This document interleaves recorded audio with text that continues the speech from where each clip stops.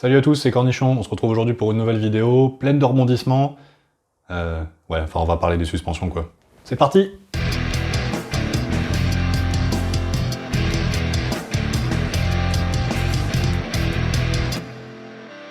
Bienvenue dans cette nouvelle vidéo, donc on va parler des suspensions.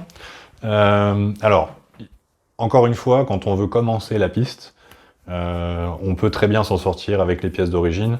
Après, ça va dépendre des motos. Il y a des motos qui sont très bien, les suspensions d'origine sont très bien et permettent déjà d'aller très vite.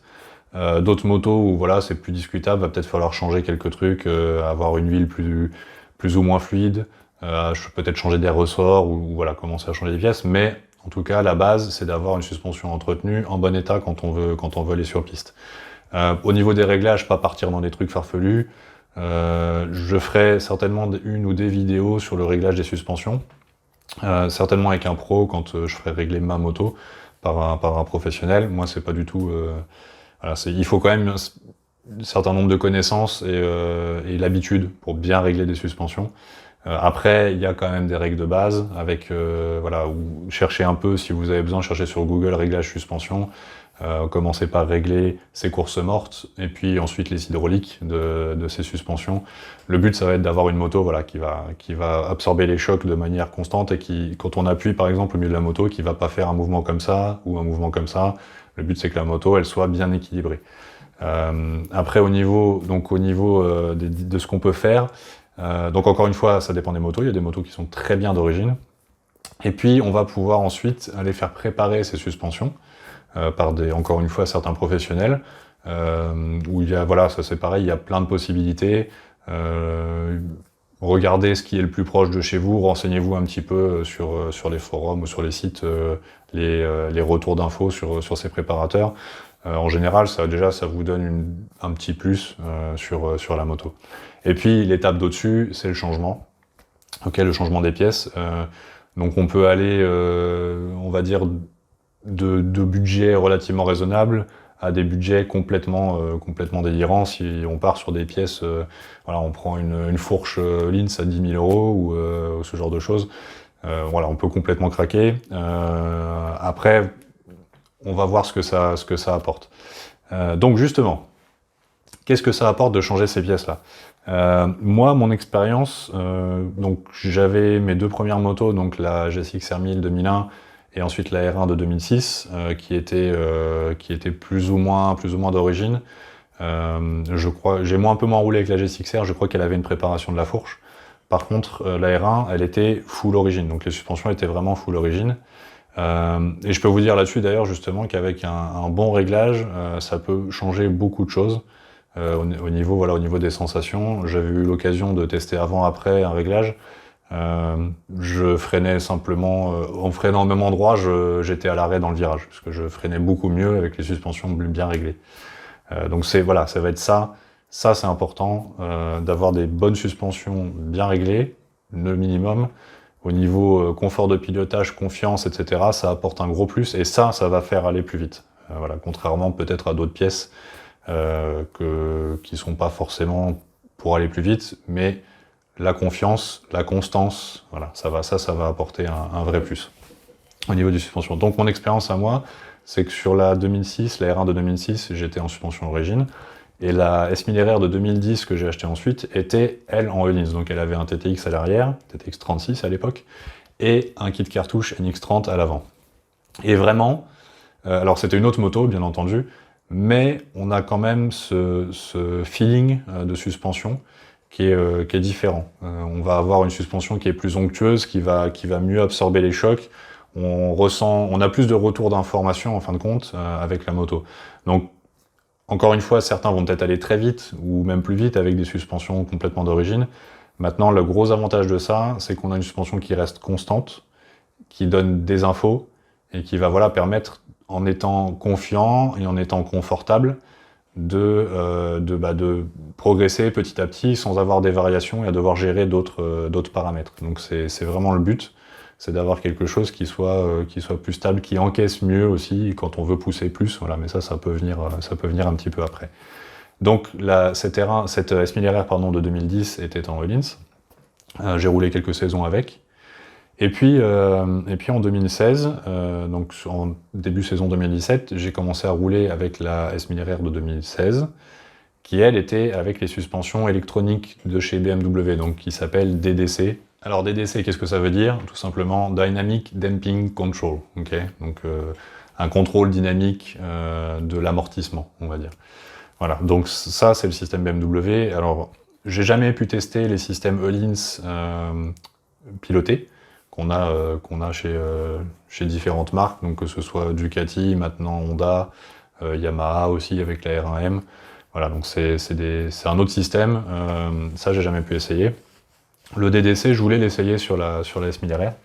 Donc ici je vais parler plus de mon expérience S1000 RR, même si juste avant, je voulais un petit peu partager mon retour d'expérience et des infos que moi je pense importantes pour, on va dire de manière générale.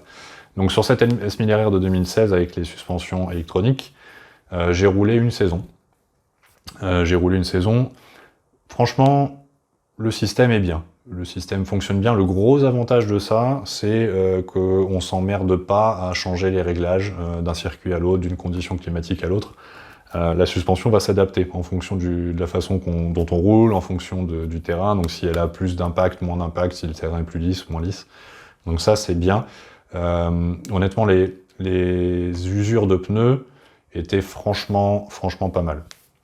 Enfin même très bien, en fin de compte, ça marchait bien.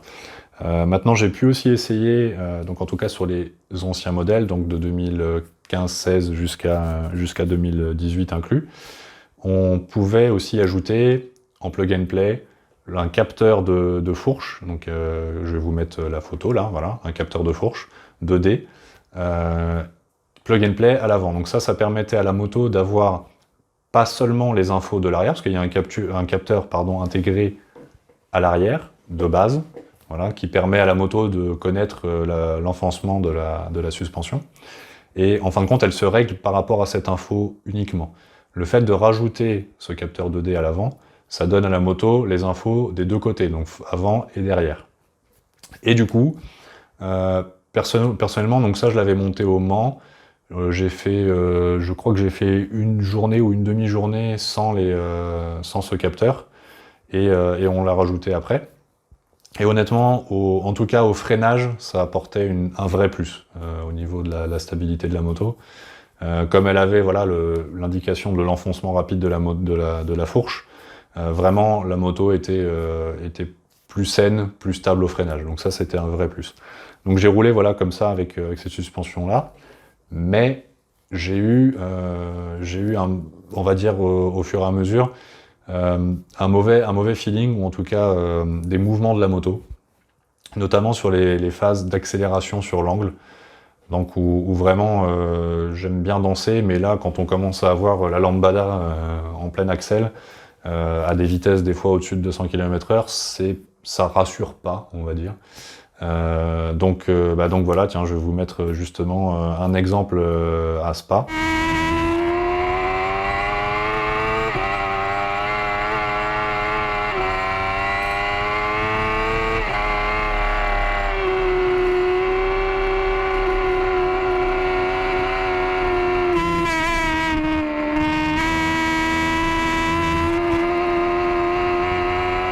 Là c'est sympa, hein, la moto, elle bouge un peu, elle vit, on va dire, donc ouais, ça vit un peu, mais quand on a des vitesses comme ça, c'est pas très rassurant. Et un autre exemple à Chenevière, où là ça a un petit peu dégénéré.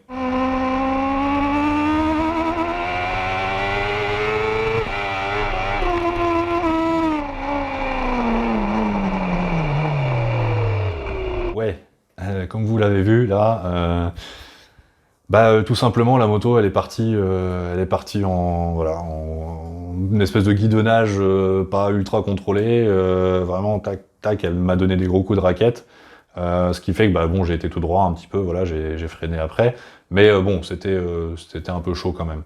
Donc du coup, la saison d'après, qu'est-ce que j'ai fait? Eh ben je suis parti justement sur un NX30 et un TTX GP. Ok, donc là, avec ça, nickel, beaucoup mieux, on va dire. Toujours un petit peu, voilà, des mouvements avec le shifter au passage de rapport. Je veux dire, la moto, c'est normal, On a un passage de rapport plein axel sur l'angle, forcément, hop, elle met un petit coup, elle va bouger un peu, mais c'est beaucoup plus contrôlé avec les Öhlins qu'avec les suspensions d'origine.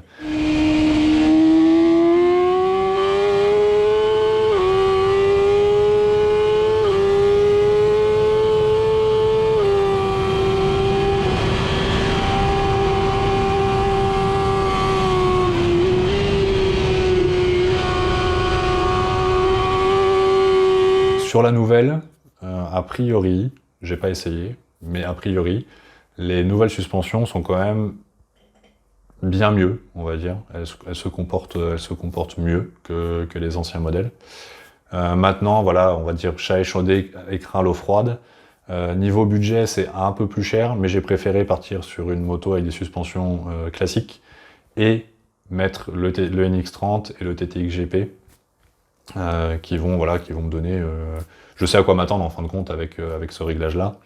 Je sais à peu près qu'est-ce qu'il va me falloir comme ressort à l'avant, comme ressort à l'arrière, pour avoir ce qui va bien aller pour moi, pour mon poids, pour ma façon de piloter. Et autre petit truc désagréable, c'est que sur la nouvelle S1000RR, donc depuis 2019, avec le suspension DDC, on n'a plus ce capteur, donc le capteur 2D existe toujours, mais a priori, d'après ce que j'ai pu voir, il n'est plus plug and play. Donc il faut vraiment avoir le M Calibration Kit qui coûte un bras, une jambe et quelques autres parties du reste pour pouvoir mettre ce capteur. Donc avec les suspensions DDC d'origine, on n'a plus la possibilité de mettre ce capteur plug and play, ce qui est quand même un petit peu dommage. Allez, on va s'arrêter là. J'espère que ce petit format voilà, de vidéo, d'infos vous plaît. En tout cas, n'hésitez pas à mettre dans les commentaires des choses que vous aimeriez voir, etc. La prochaine vidéo, je vais m'attaquer à quelque chose qui est, on va dire, un peu moins classique dans les changements, c'est-à-dire au radiateur gros volume, autrement appelé radiateur endurance. Donc là, j'essaierai voilà, de faire une petite vidéo en vous donnant des données, des comparaisons que moi j'ai pu faire sur mon ancienne moto. Pourquoi c'est intéressant éventuellement de faire ce changement. Voilà, je vous en dis pas plus. Il faudra regarder la prochaine vidéo. N'hésitez pas à vous abonner, mettre un petit like si vous aimez et partager la vidéo, bien entendu.